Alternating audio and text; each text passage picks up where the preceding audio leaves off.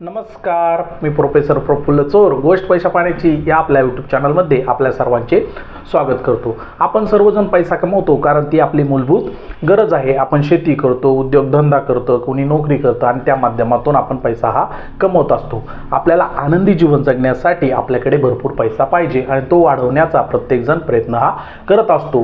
पण पैसा कमवणे जेवढे महत्त्वाचे आहे तेवढेच तो वाचवणे हे सुद्धा महत्त्वाचे आहे. आणि बऱ्याच जणांना पैसा कसा वाचवायचा हेच समजत नाही, त्यामुळे ते वायफळ गोष्टीवर नको तितक्या प्रमाणात पैसा खर्च करत असतात. तर आजच्या व्हिडिओच्या माध्यमातून आपण जास्तीत जास्त पैसा कसा वाचवायचा हे शिकणार आहोत. चला तर मग व्हिडिओला सुरुवात करूया. आजच्या व्हिडिओमध्ये प्रथम आपण पाहणार आहोत की पैसा बचत करणे म्हणजे काय, त्यानंतर आपण पैसा बचतीचे महत्त्व पाहणार आहोत आणि त्यानंतर आपण पैसा बचत करण्याचे वेगवेगळे मार्ग पाहणार. प्रथम आपण पाहू की बचत म्हणजे काय. याची व्याख्या होते आपली एकूण कमाई वजा आपला मासिक खर्च इक्वल टू बचत. उदाहरण घ्यायचे झाल्यास मला 50,000 रुपये पगार आहे आणि माझा मासिक खर्च हा 20,000 रुपये आहे, तर माझी एकूण बचत ही 50,000 - 20,000 म्हणजे 30,000 असणार आहे. आपली कमाई म्हणजे आपले जेवढे काही उत्पन्नाचे स्रोत आहेत त्यातून एकूण मिळणारा पैसा म्हणजे आपला उद्योगधंदा आणि नोकरी यामधून मिळणारा पैसा. आपला खर्च म्हणजे आपल्याला आपल्या दैनंदिन गरजा पूर्ण होण्यासाठी महिन्याकाठी काहीतरी पैसे लागतात, तो मासिक खर्च म्हणजे आपला खर्च. यामध्ये आपला दवाखाना, आपला घर खर्च, त्याचप्रमाणे आपल्या मुलांच्या शाळेची फी या गोष्टींचा समावेश होत असतो. आपल्याला जर जास्तीत जास्त पैसे बचत करायचे असेल तर ते दोन मार्गाने करू शकतो. एक म्हणजे आपली कमाई वाढवून करू शकतो आणि दुसरी गोष्ट म्हणजे आपला खर्च कमी करू शकतो. तर आपली कमाई ही वाढतच राहणार आहे. आपला पगार हा वर्षाकाठी वाढतच असतो. त्याचप्रमाणे आपल्या उद्योगधंद्यात ही प्रगती होतच राहणार आहे. म्हणजे या ठिकाणी आपल्याला वेगळे काही करण्याची गरज नाही. पण आपला जो मासिक खर्च आहे तो आपण काही प्रमाणात कमी करू शकतो. म्हणजे ज्या आपल्या प्राथमिक गरजा नाहीत, हॉटेलला जाणे किंवा सहलीला जाणे, या गोष्टी थोडीशी काटकसर करून आपण जास्तीत जास्त पैसे हे बचत करू शकतो आणि याच गोष्टीला म्हणतात बचत. आता आपण बचतीचे महत्त्व थोडक्यात समजून पाहणार आहोत. पहिले महत्त्व आहे कमी पगारात आपण गुंतवणूक करू शकतो. बऱ्याच जणांची तक्रार अशी असते की आम्हाला पगारच कमी आहे, आमचे पैसेच वाचत नाहीत, मग आम्ही गुंतवणूक कशी करायची. तर आपल्या मासिक खर्चात थोडी काटकसर करून आपण ते पैसे बचत करावेत आणि आपली गुंतवणूक आपण करू शकता. त्यानंतर दुसरे महत्त्व आहे आपल्या खर्चाला एक शिस्त लागू शकते. म्हणजे आपण जर आपले मासिक बजेट बनवले तर आणि त्यामध्ये आपण काहीतरी पैसे जर आपल्या गुंतवणुकीसाठी राखीव ठेवले तर आपल्या बजेटमध्ये जेवढे पैसे आहेत तेवढेच पैसे आपण खर्च करणार आहोत आणि आपल्या खर्चाला एक शिस्त लागणार आहे. तिसरे महत्त्व आहे आर्थिक स्वातंत्र्यता. आर्थिक स्वतंत्रता म्हणजे काय ही गोष्ट तुम्हाला माहीत नसेल आणि माझा हा व्हिडिओ तुम्ही पाहिला नसेल तर व्हिडिओ प्रथम तुम्ही पाहून घ्या. त्याची लिंक मी डिस्क्रिप्शन बॉक्समध्ये देणार आहे. आर्थिक स्वतंत्रता म्हणजे आपण पैशासाठी काम करायचे नाही तर पैशाला आपण कामाला लावायचे आणि ही आर्थिक स्वतंत्रता कमीत कमी दिवसात आपल्याला मिळण्यासाठी आपण जास्तीत जास्त पैसे बचत करायला पाहिजे आणि ते योग्य ठिकाणी गुंतवणूक. आता आपण पैसा वाचवण्याचे वेगवेगळे मार्ग पाहू. पहिला मार्ग आहे आपल्या खर्चाची नोंद ठेवणे.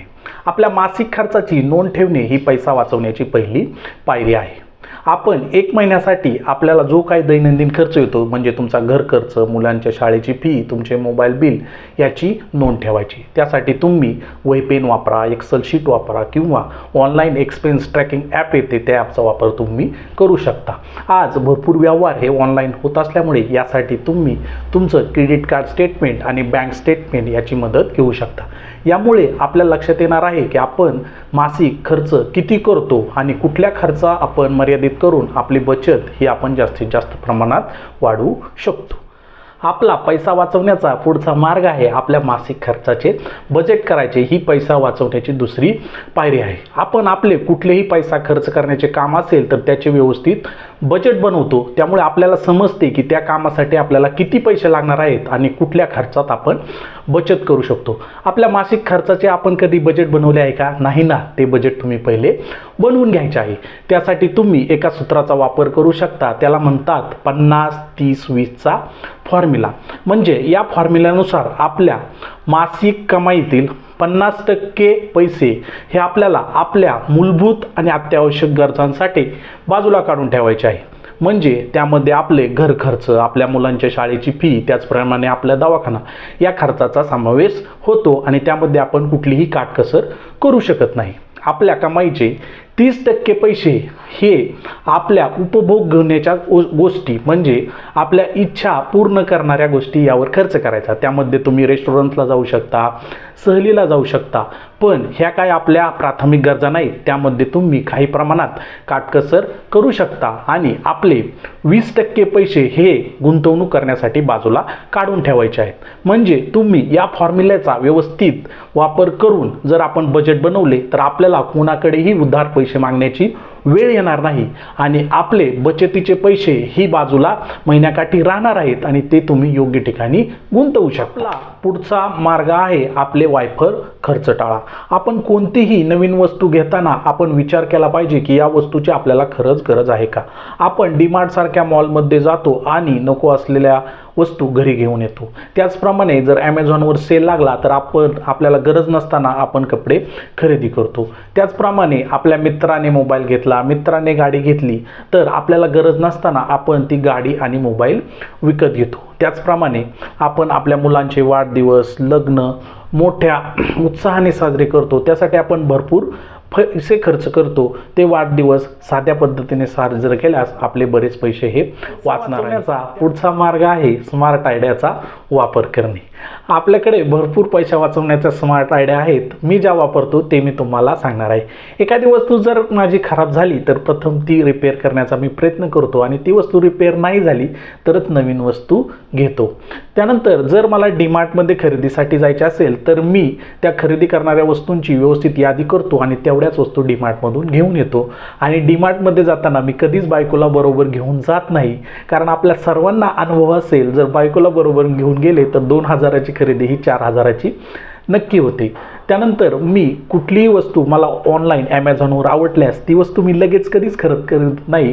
ती वस्तू प्रथम मी कार्टमध्ये ॲड करून ठेवतो आणि दुसऱ्या दिवशी खरेदी करण्याचा विचार करतो आणि 99% मी दुसऱ्या दिवशी ती वस्तू कधीच खरेदी करत नाही, कारण त्या वस्तूची मला गरजच नसते. आणखीन एक आपण आयडिया वापरू शकतो की आपल्याला घरामध्ये जे गहू लागते, त्यानंतर ज्वारी लागते आणि आपल्याला ज्या भुईमुगाच्या शेंगा लागतात ह्या आपण शेतकऱ्यांकडून जास्त प्रमाणात डायरेक्ट विकत घेऊ शकतो. त्यामुळे आपले बरेच पैसे वाचू शकतात. कारण थोडा विचार करा, आज शेंगदाणा 150 रुपये किलो आहे आणि शेंगदाण्याच्या भुईमुगाच्या शेंगा ह्या फक्त 60 रुपये किलो आहेत. अशा भरपूर स्मार्ट आयडिया आहेत. तुमच्याकडे पण काही आयडिया असतील त्या तुम्ही मला कमेंटमधून शेअर करू शकता. वरील सर्व मार्ग आपल्या आयुष्यात अवलंब करायचा प्रयत्न करा. सुरुवातीला तुम्हाला अवघड वाटणार आहे, पण सरावाने ते सोपे वाटणार आहे. आणि तुम्ही जर तुमची बचत वाढवण्यासाठी आणि आर्थिक स्वातंत्र्य जीवन जगण्यासाठी उत्सुक असाल तर थोडा वेळ द्या आणि तुम्ही तुमच्या ध्येयाशी प्रामाणिक राहा.